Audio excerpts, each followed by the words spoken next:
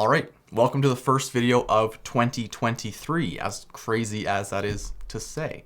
I don't really have any big reviews planned for this week, but looking at the things that are coming up in this year, I thought it would be kind of fun to go over a list of the things that I am most excited for.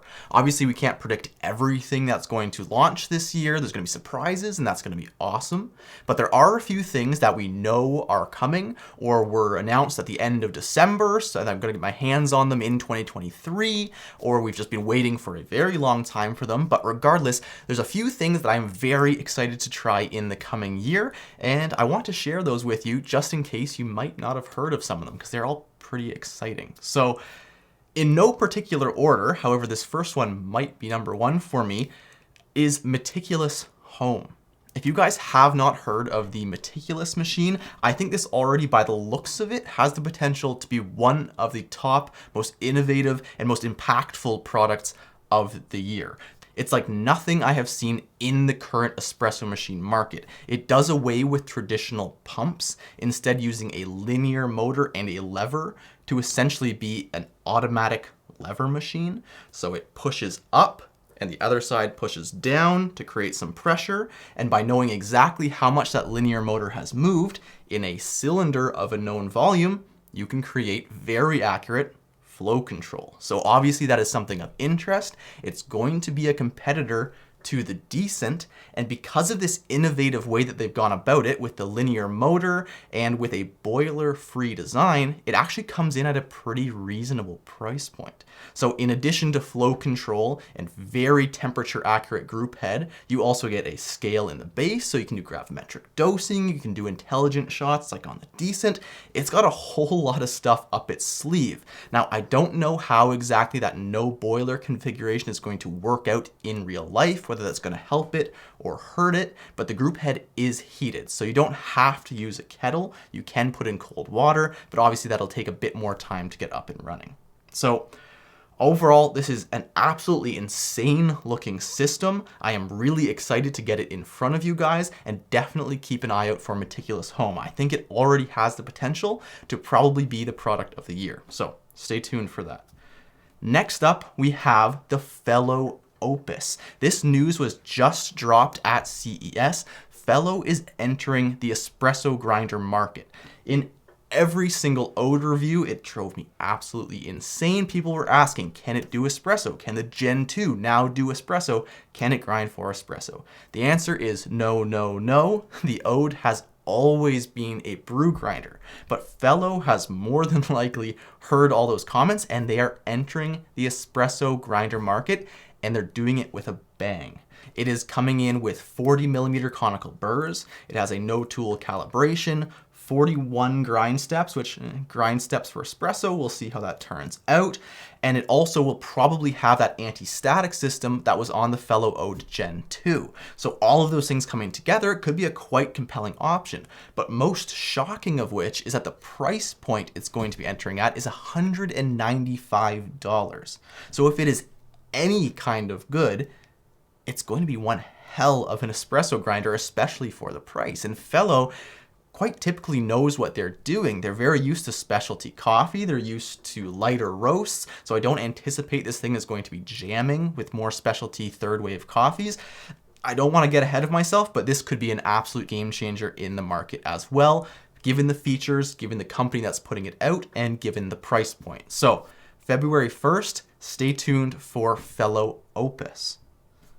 Next, we have the Odyssey Argos. This machine has been being teased. It's been on pre-order for a very long time. I think it is starting to ship in 2023. We're going to start seeing these things out in the wild. This has been a machine that I've also been really, really interested in, just because, I mean, look at it. It is such an attractive machine, and they are once again doing something pretty innovative. They have a dual action lever system. I'm sure that's not what they call it, but that's what I'm calling it, where you can use it as a manual lever, the same as, say, a Flair 58, but then you can also flip it, add in a spring, and use it as a spring lever machine. So give it one pull, and the shot pulls itself from there. So that's a pretty cool system, and not to mention, by God, does this thing just look cool. It also has steaming built in. It is actively heated, so you don't have to go through any of that pain of a manual lever system. It has an app that looks like it's going to give some pretty useful insight on temperature. You can link it up to Bluetooth scales to get flow rate analysis. It's pretty darn cool, and once again, it's at a very compelling price point. And I think that's what's neat about all these things that I've mentioned so far, is that they are innovative, they are possibly game-changing, but they're all at a relatively attainable price point. They're not just these innovative pipe dreams where the price isn't going to come down for 5 years. You could go out and buy these reasonably. So that's really exciting as well. Now, on the flip side of this, talking about affordability, we have another item which is ultra precision filter baskets. Those are not it right now price-wise. We saw this kind of happen. It started with the Weber Unifilter, where it was a full solid billet portafilter, and they've since separated out into these hyper expensive portafilter baskets. So I'm interested in the technology from an experimental and a data standpoint. It seems like a very sound concept, but I'm just waiting for these things to come down in price. Essentially, they have full hole coverage over the bottom of the filter, and the filters are very straight and rectangular. So it encourages extremely even extractions, very high extractions, and it just seems kind of like a no-brainer. So I would love to see a company like IMS or VST get involved in this game to kind of bring down the price point just by economies of scale. Because I want to try these out. So I hope I'm going to have one on the channel. I can almost guarantee there's going to be one on this year, but I'm just kind of waiting for it to not be something that I'm going to make a video about, and every single comment is just going to be about the price. And last but not least, we have dual stage grinding. We saw this in the Momentum grinder, but I'd really like to see this coming to even some electric grinders. It is once again just a very sound concept of having a coarser pre-grind stage than a finer finishing grind. It can allow for better particle uniformity. It is easier on the motors, or especially in hand grinders, it is easier on your arms.